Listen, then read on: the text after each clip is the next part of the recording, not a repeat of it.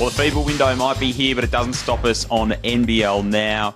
We are diving into things. We've got the first of our mid-season report cards. Each day for the next 10 days, we'll be taking a look at every team across the NBL, how they stand at the middle of the season. A little bit more to get through than that this morning. Joel Peterson with you. Great to have Brad Rosen alongside me. Morning, Brad. Good morning. I would say good morning, Joel, but I've been hanging out with Damon Lowry. So good morning, JP.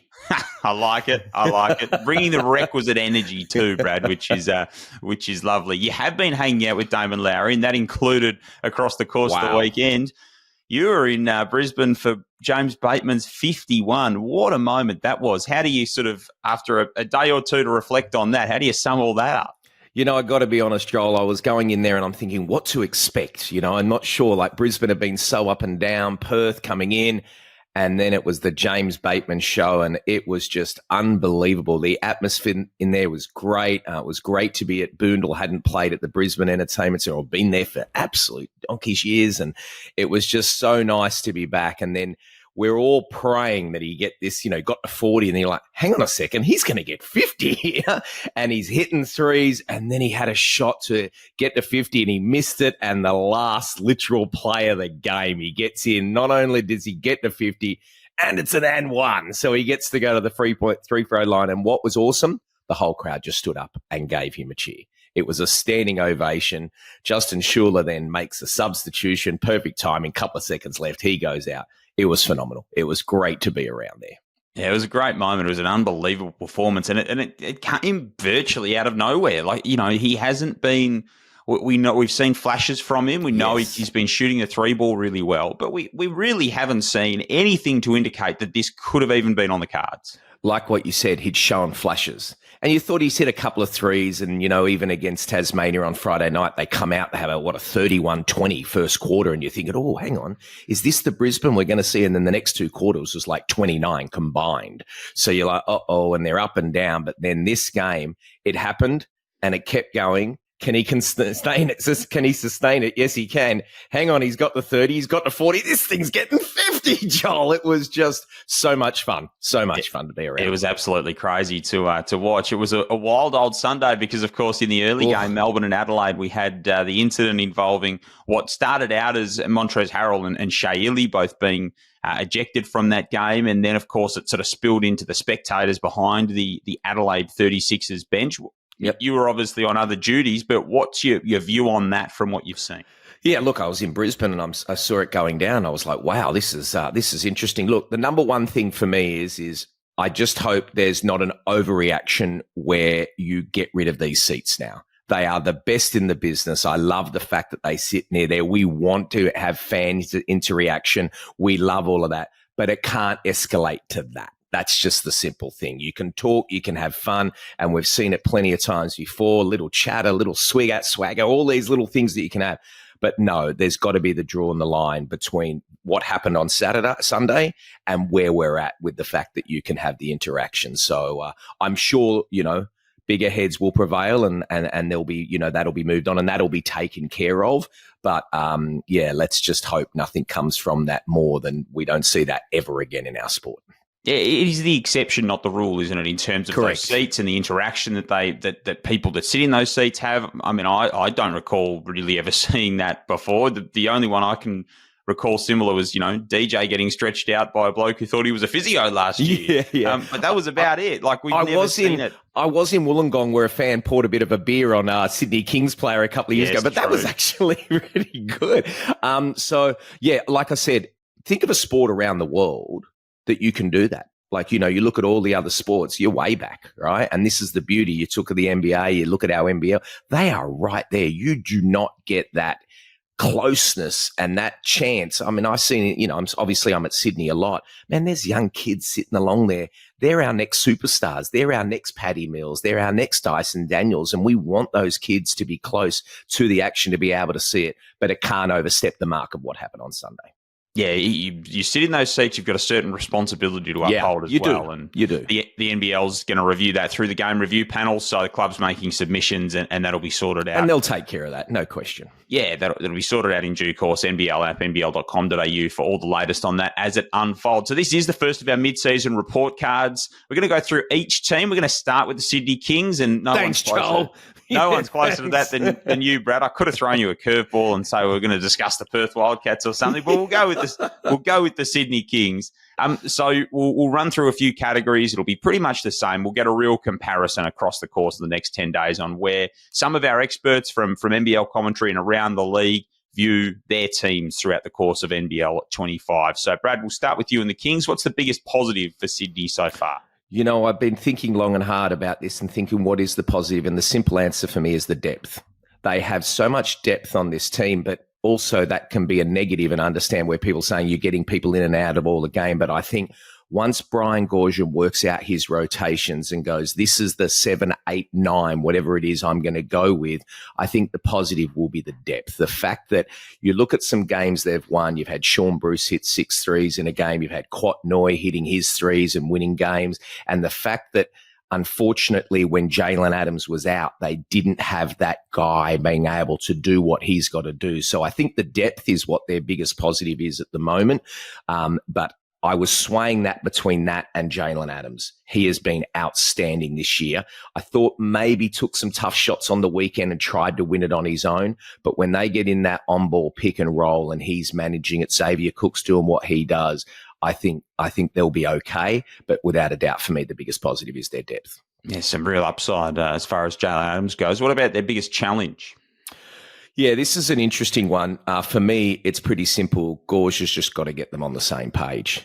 It's a lot. It looks like a lot of one out. I mean, Gorge himself, he said, they look entitled. He came out and said they don't have that killer instinct at the moment. They've not had more than 2 wins in a row this season. That's not enough. You need to build those things. So I feel right now, the FIBA break's probably the best thing that could happen for them. They've been, traveling a lot like all teams.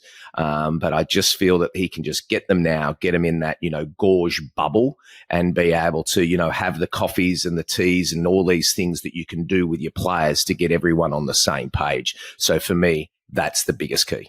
Just on that, I asked Leonard Copeland this a couple of weeks ago about, what would you be doing if you're in Brian Goorjian's shoes and at the FIBA break, how could you kind of try and get this team to just coalesce a little bit? And he said those meetings over a coffee or something like that were going to be really important. Do you think, how would you be looking to bring this group together if you were in Brian Goorjian's shoes? It's so interesting, isn't it? And, sitting right next to Gorge for many years that I did, that sports psychologist is what comes into it. And the biggest thing for Gorge is that man management. That's what makes him separate from so many other coaches, is how he manages it. It's not a matter of just getting on the floor 3 hours a day and flogging them and getting it right. They're professional athletes. They're all here for a reason. They wouldn't have that singlet on if they weren't good enough. So it's getting that mindset. So yes, it is. It's the fact of let's go out together as a team. Let's have the team dinners, bring the families along. You want them. They're the ones when the players go home, who are they talking to? Their family members. So you need them to buy in and be able to go, okay, I see what's going on. A happy household is a happy player, right? So you want to be out. So there's a lot of work that Gorge, I know, will do and that he has to do. And I'm sure they will be better off. This break is perfectly timed for them. Have you got someone that's surprised you in a good way for the Kings so far this season? Look, I was going to say Lea Pepe, like the way he was, I thought he was outstanding in the first half of the year. And speaking to Gorge and Billy Tomlinson, they were like, he has far outseeded everything that they expected they were going to get. But then he sat and this trying to play, get different guys in and different looks. So I felt to the start of the season it was him, but without a doubt right now it's Quat Noy. I think, he's right up there for the best 6 man of the league. You can throw in Davo for Wollongong and Illawarra and a couple of others as well. But I think Quat Noy, his swagger, his the way he's shooting the three, he's had, he's 10 points a game. He's had 5 games in double figures. His last 3 games, I think 26, 16 and 15. That's big when you're coming off the bench, when you're trying to get wins in a star-studded team. So, whilst, he's done it before, I wasn't sure how his role was going to be with the Kings this year, but he's done a great job and he was my biggest surprise. What about a team MVP? Oh, look, you can't go across Xavier Cooks. I mean, I know Jalen's sort of got the ball in his hands, but Xav just does things every day. Like whether it's, 1 minute he'll have 20 points, and if it's not scoring, he's still got 10 points. I didn't think he had the greatest game in Illawarra the other night, and I say that because he's just so high on the radar, and, he's an MVP quality guy, and he still had a double-double, and he's still running the floor. The thing that is struggling for him, I feel at the moment, when I say him, I don't mean him personally with the team, is they're having to play him at the 5 a lot because they're not getting a heap out of that 5 spot. And Gorge is playing different roles and putting him in the 5. That's big, man. He's got to run the floor, bang the bodies, and it gets him tired pretty quickly. So I still love what he's bringing in, without a doubt. He's the MVP of this team for me. What do we need to see from the Kings for the remainder of NBL 25?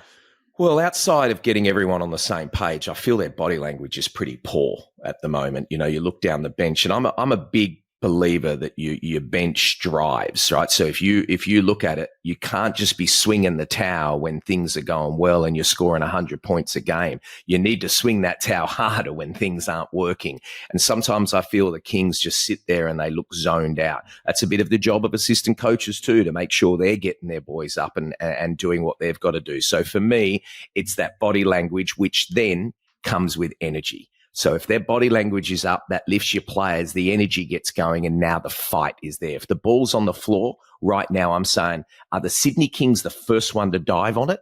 Maybe 1 or 2 of them are, but not 10 of them are. And you need 10 guys diving on that ball to say, I am going to get this game, and stop relying on the depth. You've got great depth, and that is your biggest positive, but stop relying on it.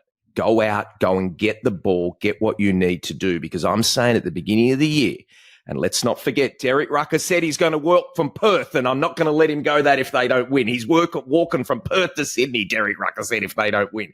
Every other team was scared of the Sydney Kings. They knew, my God, if I've got to play this team, look how stacked they are. Go get that. Go and step on some people's necks and get those wins. Make that, I don't want to play the Sydney Kings, because right now, people will love to beat you. I like the fact you keep reminding us of Rucker's little proclamation. I won't forget that. He's asked me plenty of times, can we forget? No, Ruck. No, it's not going to happen. Yeah, we'll just keep bringing it up. We'll hold him to that. Hold him to account. Love it. What's your grade for the Kings so far? Get the red pen out and put a mark on their test. I'm going to go from a C+ to a B-. And the reason I'm saying B- is they're still sitting in 5th spot. They got a 7-6 record, and whilst they're not playing outstanding basketball, they're not sitting 7th and 8th and 9th, right? So they're sitting in that 5th spot. They're winning games, but they're so stacked and so, where they should be, that we're all like, what's going on with the Sydney Kings? They should be an A. Like, there's no question, and it should be an A+. But right now I'm going to B- because they are in the 6. They have scraped 7 wins together, but they've got to push that up if they want to go and have a run for this title against, right now, Melbourne, Illawarra, Adelaide. They're the 3 we're chasing. They seem like one of those kids that you might get the report card, shows potential, but gets distracted a lot, or similar. Did you watch my school report? Have you been getting that off my mum? Just read my own. And I didn't really have the potential. I just got distracted a lot. Oh, great. I got so many A's at school, but none outside of sport. Hey, where do you think they end up at the end of all this, the Sydney Kings? Right now, 4th. I just can't. I've mentioned those top 3 teams. I don't see the Kings are not at that level yet. And I feel that they've got the fight, and the upside will make me feel that they can get. I'd be shocked if they didn't make the 6, but hey, if they don't get going, they couldn't. So for me right now, I think they'll turn things around, and I think they'll get into 4th.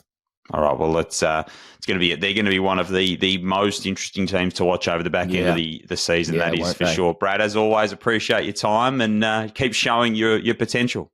JP, I love it. Good on you, Brad. Brad Rosen, our first mid-season report card here on NBL Now. 10 teams, 10 days. We'll get right across the league. And, of course, over this FIBA break, all the news you need on nbl.com.au and via the NBL app.